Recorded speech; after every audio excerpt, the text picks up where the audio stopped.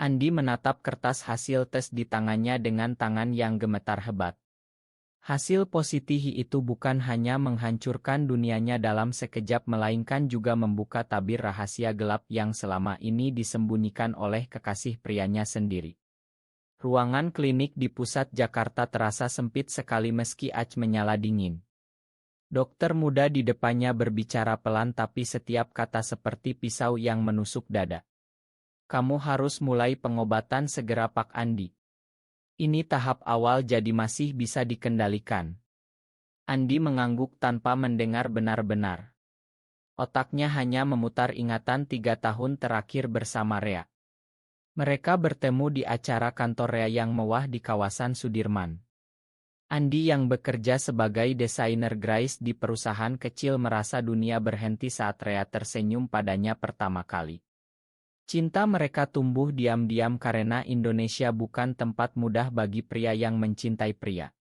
Keluarga Andi di kampung Bogor selalu menekankan cari istri yang baik nak, sementara Rea yang pengusaha sukses harus menjaga citra di depan rekan bisnis. Mereka bertemu di apartemen kecil Andi di Tebet atau kadang di hotel pinggir kota saat Rea bilang ada meeting. Tidak pernah ada oto bersama, tidak pernah pegangan tangan di jalan. Tapi cinta itu nyata. Atau begitulah yang Andi yakini. Malam itu Andi pulang dengan langkah gontai. Hujan deras mengguyur Jakarta seperti air mata yang tidak bisa ditahan. Dia membuka pintu apartemen dan langsung melihat Rea sedang duduk di sofa dengan laptop terbuka. Kamu kenapa sayang? Wajahmu pucat sekali, tanya Rea sambil bangkit dan memeluknya. Andi mendorong pelan tubuh kekasihnya itu. Aku baru dari dokter Re. Hasil tesnya positif. Hi. Kata-kata itu keluar begitu saja seperti bom yang meledak di ruangan kecil. Rea terdiam. Wajahnya yang biasanya tenang dan percaya diri kini berubah menjadi topeng ketakutan. Apa? Kamu yakin? Mungkin salah lab. Andi menggeleng. Dokter sudah konfirmasi. Dan aku tahu dari mana ini datang Re. Kamu satu-satunya yang pernah tanpa perlindungan. Rea mundur selangkah. Matanya menghindar. Andi dengar dulu. Aku juga pernah tes tapi hasilnya negatif waktu itu. Mungkin ada kesalahan. Tapi Andi sudah melihat getaran di suara Rea. Malam itu mereka tidak tidur. Andi duduk di lantai sambil memeluk lutut sementara Rea mondar-mandir seperti binatang terperangkap. Kamu bohong Re. Aku tahu kamu ketemu orang lain bulan lalu saat katanya ke Surabaya bisnis. Aku lihat chat di ponselmu waktu kamu tidur. Rea berhenti. Itu cuma sekali Andi. Dia teman lama. Aku takut kehilanganmu makanya aku diam, aku minta maaf. Andi merasa dunia berputar. Cinta yang dia jaga begitu rapuh ternyata dibangun di atas kebohongan. Pagi harinya Rea pergi tanpa pamit meninggalkan Andi sendirian dengan kenyataan yang berat. Di kantor Andi berusaha biasa saja tapi teman kerjanya Rina yang paling dekat langsung curiga. Kamu sakit ya Di? Mata kamu bengkak. Andi hanya tersenyum tipis. Cuma kurang tidur Rin. Tapi dalam hati dia bertanya-tanya berapa lama lagi dia bisa menyimpan rahasia ini. Keluarganya di Bogor sudah sering telepon menanyakan kapan bawa pacar pulang. Pacar perempuan tentu saja. Sore itu Andi pergi ke apotek membeli obat antiretroviral pertama. Apoteker melihatnya dengan iba tapi tidak bertanya. Pulang ke apartemen yang kini terasa dingin, Andi duduk di balkon melihat lampu-lampu Jakarta yang berkelap-kelip. Dia ingat bagaimana Rea dulu bilang kita akan bersama selamanya Andi. Meski dunia tidak menginginkan. Sekarang kata-kata itu terasa seperti mimpi buruk. Malam semakin larut, Andi menangis pelan tanpa suara. Dia tidak tahu harus mulai dari mana untuk memperbaiki hati yang hancur ini. Tapi satu hal yang pasti, hidupnya tidak akan pernah sama lagi. Ponsel Andi bergetar terus sepanjang pagi berikutnya. Pesan dari Rea bertubi-tubi. Aku minta maaf. Kita bicara lagi ya. Jangan tinggalkan aku, Andi. Aku takut juga. Andi membaca tapi tidak membalas. Dia mematikan ponsel dan pergi ke rumah sakit untuk kontrol pertama. Dokter menjelaskan panjang lebar tentang pengobatan yang harus diminum seumur hidup. Kualitas hidupmu bisa normal kalau rutin minum dan kontrol. Andi mengangguk tapi pikirannya melayang ke wajah Rea. Bagaimana mungkin orang yang dia cintai bisa menyembunyikan sesuatu sebesar ini? Siang harinya Rina datang ke kubikelnya dengan 2 gelas kopi. Cerita dong, Di. Kamu kelihatan seperti orang kehilangan jiwa. Andi ragu sebentar lalu menceritakan semuanya.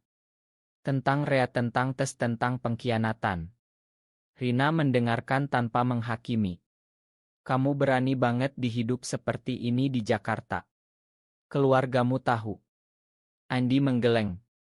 Mereka bahkan tidak tahu aku suka pria. Kalau tahu pasti langsung disuruh nikah sama anak tetangga. Rina memegang tangannya. Apapun yang terjadi aku di sini ya. Kamu tidak sendirian. Kata-kata itu seperti pelabuhan kecil di tengah badai. Malamnya Rea datang ke apartemen tanpa diundang. Wajahnya kusut, bajunya kusut. Andi, aku tidak bisa tidur semalam. Aku juga positif. Aku tahu sejak 2 bulan lalu tapi aku takut bilang. Aku pikir kalau aku diam kamu tidak akan tahu. Andi berdiri di depan pintu tidak menginginkan Rea masuk. Kamu tahu dan diam saja. Kamu biarkan aku hidup dalam kebohongan, Re. Aku percaya kamu sepenuhnya. Rea menangis. Aku takut kehilanganmu. Keluargaku di Bandung juga tidak tahu. Mereka sudah siapkan perjodohan dengan anak teman bisnis. Kalau aku keluar aku kehilangan segalanya. Andi merasa marah bercampur kasihan. Jadi kamu pilih bohong daripada jujur. Cinta kita ini apa, Re? Mainan. Mereka bertengkar sampai tengah malam. Rea memohon ampun, Andi tetap tegar. Akhirnya Rea pergi dengan janji aku akan berubah. Tapi Andi tahu perubahan tidak semudah itu. Beberapa hari kemudian ibu Andi menelepon dari Bogor.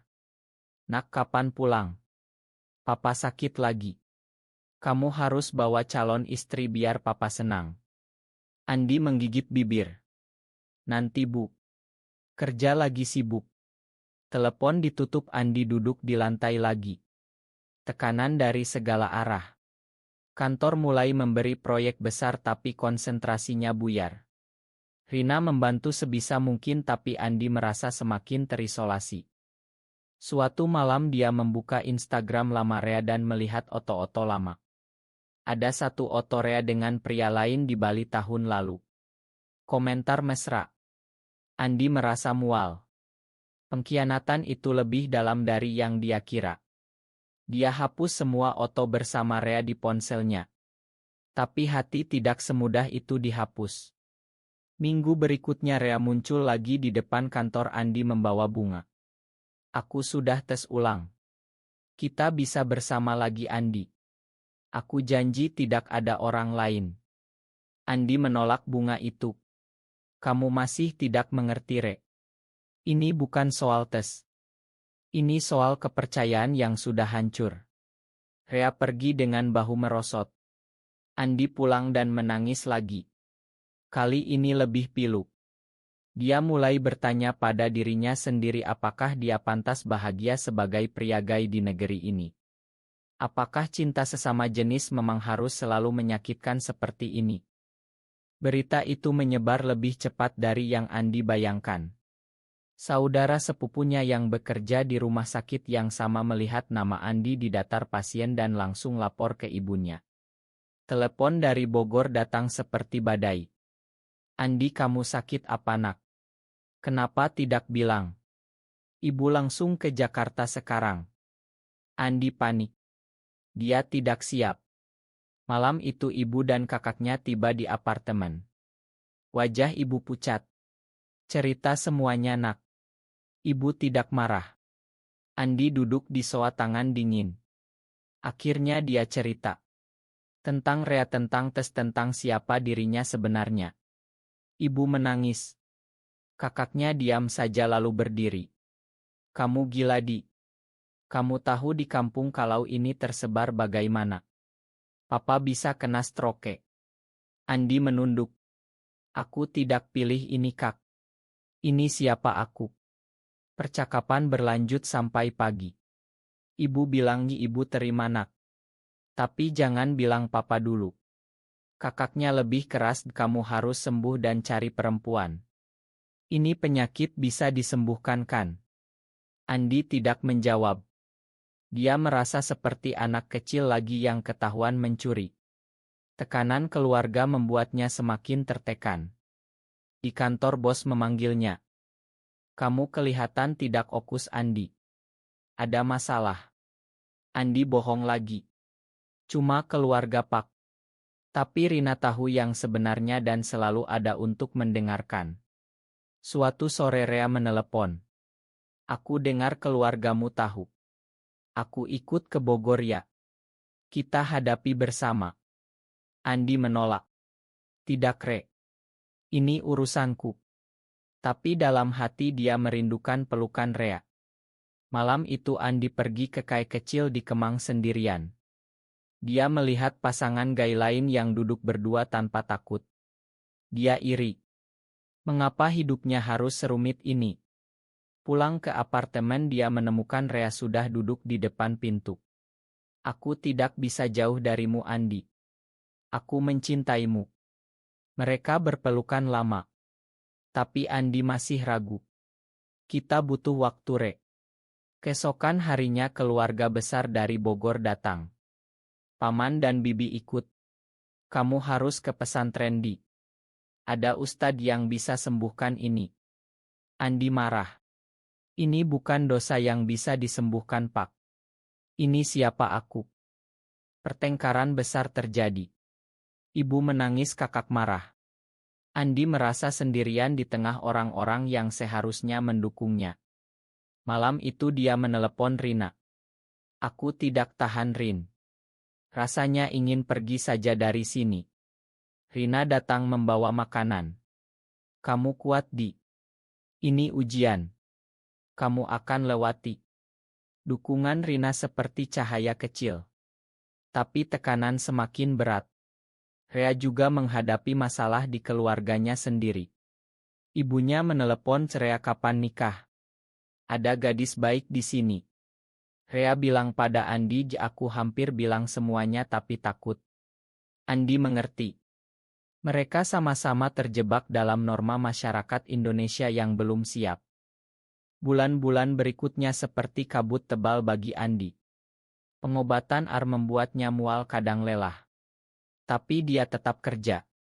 Rina selalu mengingatkan minum obatnya, Yadi. Jangan lupa. Suatu hari Andi bertemu dengan kelompok dukungan online untuk pria gay Hipositi. Dia ikut pertemuan pertama di kai tersembunyi di Senopati. Di sana dia bertemu Bima, pria berusia 35 tahun yang sudah hidup dengan Hi selama 8 tahun. Awalnya aku juga hancur seperti kamu. Tapi sekarang aku bahagia. Punya pacar yang mengerti.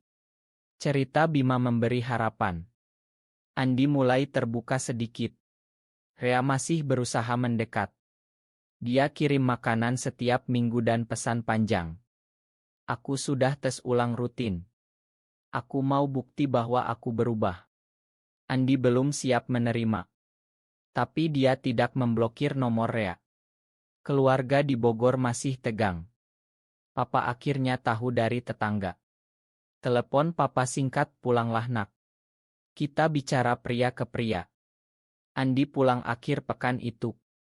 Rumah lama di Bogor terasa asing. Papa duduk di teras. Kamu anak laki-laki satu-satunya, Andi. Kenapa harus seperti ini? Andi menjelaskan dengan sabar. Tentang cinta, tentang identitas, tentang penyakit. Papa diam lama. Papa tidak mengerti. Tapi papa tidak mau kehilangan anak. Kata-kata itu seperti angin sejuk. Tidak penerimaan penuh tapi setidaknya tidak penolakan. Kembali ke Jakarta Andi merasa lebih ringan. Dia mulai olahraga lagi berlari pagi di taman. Tubuhnya perlahan pulih. Suatu malam Rea datang lagi. Kali ini tidak memohon. Aku hanya ingin tahu kamu baik-baik saja. Mereka duduk di balkon bicara lama. Bukan tentang masa lalu tapi tentang mimpi masing-masing. Andi bilangnya aku ingin hidup normal Re. Tanpa rahasia lagi. Rea mengangguk. Aku juga. Aku sudah bilang ke keluargaku. Mereka marah tapi aku tetap pilih kamu. Malam itu mereka tidak berpelukan hanya bicara. Tapi Andi merasa ada harapan kecil. Di kantor proyek besar selesai. Bos memuji kamu hebat Andi. Meski kelihatan capek tetap delir. Andi tersenyum. Untuk pertama kalinya dalam berbulan-bulan dia merasa bangga pada dirinya sendiri. Rina mengajaknya ke acara komunitas lebih kecil di Jakarta. Datanglah Di. Lihat dunia lebih luas. Di sana Andi bertemu banyak cerita serupa. Dia merasa tidak sendirian lagi. Waktu berlalu seperti sungai yang mengalir pelan. Andi sudah 6 bulan menjalani pengobatan. Iral loadnya turun drastis. Dokter bilang kamu sehat Andi. Tetap jaga. Rea dan Andi perlahan membangun kembali kepercayaan. Mereka bertemu 2 kali seminggu bukan lagi rahasia total. Rea bahkan ikut ke Bogor bertemu keluarga Andi meski tegang. Ibu Andi mulai menerima dia baik nak. Asal kamu bahagia.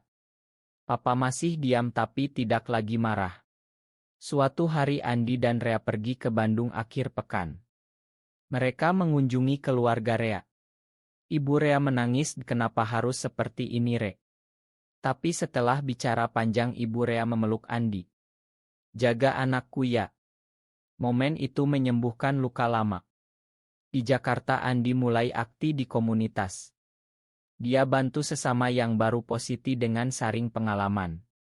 Rina bangga kamu berubah Di. Lebih kuat. Suatu sore di taman Andi dan Rea duduk di bangku. Rea pegang tangan Andi terbuka. Aku mencintaimu Andi. Kali ini benar-benar. Andi tersenyum. Aku juga Re. Tapi kita harus jujur selalu. Mereka mulai merencanakan masa depan kecil-kecilan. Mungkin pindah ke apartemen lebih besar. Mungkin buka usaha bersama. Tekanan masyarakat masih ada tapi mereka belajar menghadapi. Andi bahkan cerita ke beberapa teman kantor. Reaksi campur tapi sebagian besar mendukung. Hidup mulai terasa indah lagi. Suatu malam mereka pergi ke pantai Ancol. Duduk di pasir lihat ombak. Rea bilang terima kasih sudah memberi kesempatan kedua. Andi memeluknya. Kita sama-sama belajar Re. Tahun baru tiba. Andi dan Rea merayakan ulang tahun hubungan keempat mereka secara sederhana di apartemen. Tidak ada pesta besar hanya makan malam buatan sendiri dan tawa. Andi sudah sepenuhnya menerima dirinya. Dia aktif kampanye kesadaran di media sosial secara anonim dulu lalu terbuka. Keluarga di Bogor mulai bangga diam-diam, papa bahkan bilang lenak kalau kamu bahagia papa ikut senang. Rea juga semakin dewasa. Dia keluar dari bayang-bayang keluarga besarnya dan fokus pada bisnis yang etis. Suatu hari mereka pergi liburan ke Bali. Di pantai Kuta yang cerah mereka berjalan bergandengan tanpa takut. Angin laut membawa rasa bebas. Andi memeluk Rea erat. Kita berhasil Re. Rea mencium keningnya. Berkat kamu. Perjalanan emosional panjang itu mengajarkan Andi banyak hal. Tentang cinta yang tidak sempurna, tentang kekuatan dalam kerapuhan, tentang penerimaan diri di tengah masyarakat yang masih belajar. Dia tidak lagi merasa malu sebagai pria gay Indonesia. Dia bangga. Kembali ke Jakarta Andi melanjutkan hidup dengan lebih tenang. Kerja komunitas semakin besar. Rina tetap sahabat terbaik. Hidup terus berjalan dengan segala warnanya. Tapi di akhir cerita ini Andi sering bertanya pada dirinya sendiri.